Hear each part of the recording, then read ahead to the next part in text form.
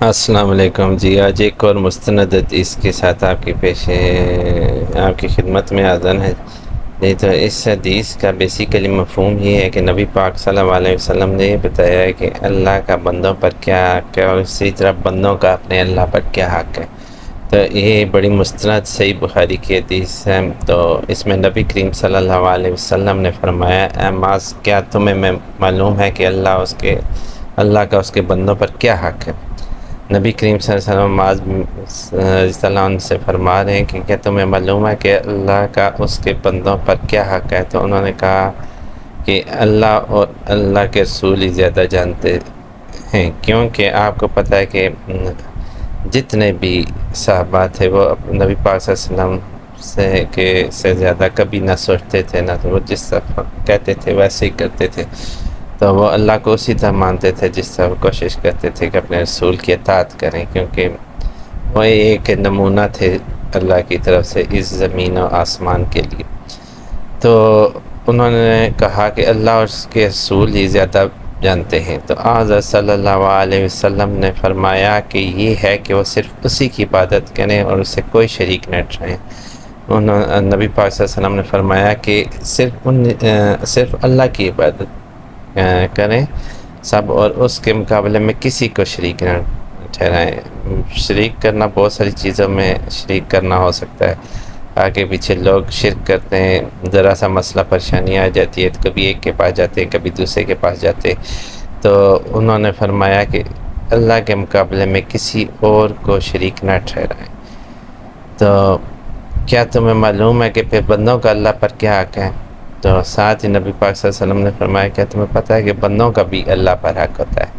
جس طرح اللہ کا بندوں پر حق ہے، اسی طرح بندوں کا بھی اللہ پر حق ہے۔ تو عرض کیا کہ اللہ اور اس کے رسول ہی زیادہ جانتے ہیں۔ پھر انہوں نے حضرت معاذ نے فرمایا کہ اللہ اور اس کے رسول ہی زیادہ جانتے ہیں۔ تو فرمایا یہ ہے کہ وہ انہیں عذاب نہ دے گا، کہ وہ پھر اللہ تعالیٰ انہیں عذاب نہیں دیں گے، کیونکہ جب وہ اللہ کو اس طرح مانیں گے جس طرح اس کا حق ہے، یعنی اسی کی عبادت کریں گے، اسی کے ذکر کریں گے، صبح و شام اٹھتے بیٹھتے کمروں کے بعد اس کا افضل ذکر لا الہ الا اللہ کریں گے، اور اس کے مقابلے میں کسی کو شریک نہ ٹھہرائیں گے۔ جب کوئی غم، کوئی پریشانی، کوئی تکلیف ان پہ آئے گی تو وہ سمجھیں گے کہ اللہ کی طرف سے یہ آزمائش ہے اور اللہ کی طرف لوٹ جائے گی، اور اس پہ وہ صرف انا للہ و انا الیہ راجعون پڑھیں گے۔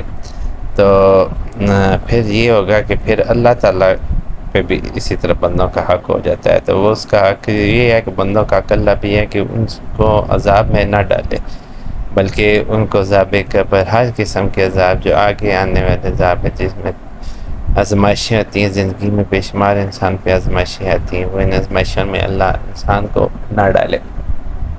تو یہ ایک مستند حدیث ہے، یہ ہمارے نبی پاک صلی اللہ علیہ وسلم نے ایک قسم کا ہمارے لیے ایک ایگزامپل دے دی ہے کہ اگر آپ اللہ کو اس طرح یاد کرتے ہیں کہ جس طرح اس کا حق ہے، تو یہ پھر سمجھ لیں کہ آپ پہ نہ کوئی عذاب آئے گا نہ آ سکتا ہے، کیونکہ جب اللہ تعالیٰ نے خود ہی فرما دیا ہے کہ جو مجھے یاد کریں گے اور میرے ساتھ کسی کو شریک نہ ٹھہرائیں گے، تو وہ ان کا بھی پھر حق یہ ہے کہ میں نے معاف کروں۔ تو یہ ایک قسم کا ایک دنیا میں ہی اللہ تعالیٰ نے انسان کو ایک قسم کا سرٹیفکیٹ دے دیے کہ اگر تم لوگ ایسا کرو گے تو ایسا ہوگا۔ تو ہمیں بھی چاہیے کہ اللہ تعالیٰ نے انسان کو بیسیکلی اپنی بندگی کے لیے بھیجے، ٹھیک ہے؟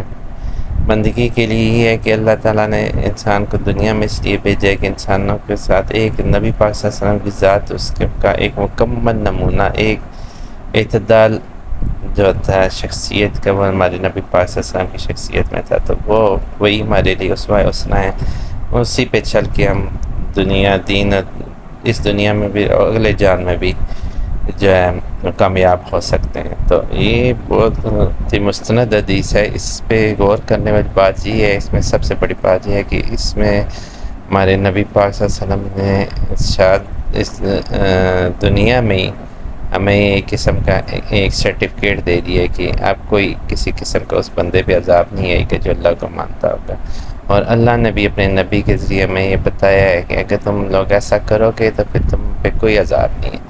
تو اس لیے اپنی زندگیوں میں اس کو امپلیمنٹ کریں اور اللہ کی عبادت کریں. اگر آپ کو ویڈیو اچھی لگی ہو تو ویڈیو کو لائک شیئر کریں اور اس حدیث کو دوسروں تک پہنچائیں کہ اگر وہ عمل کرتے ہیں تو اگر ایک انسان بھی ان حدیث کو سن کے اس پہ چل پڑا تو سوچیں اس انسان کی دنیا اور آخرت دونوں سنور جائے گی. تو یہ کیونکہ اللہ پاک کے الفاظ ہیں جو نبی کے ذریعے ہیں تو یہ حق ہے، تو آپ کو پھیلانا ہمیں چاہیے. تو ملتے ہیں جی.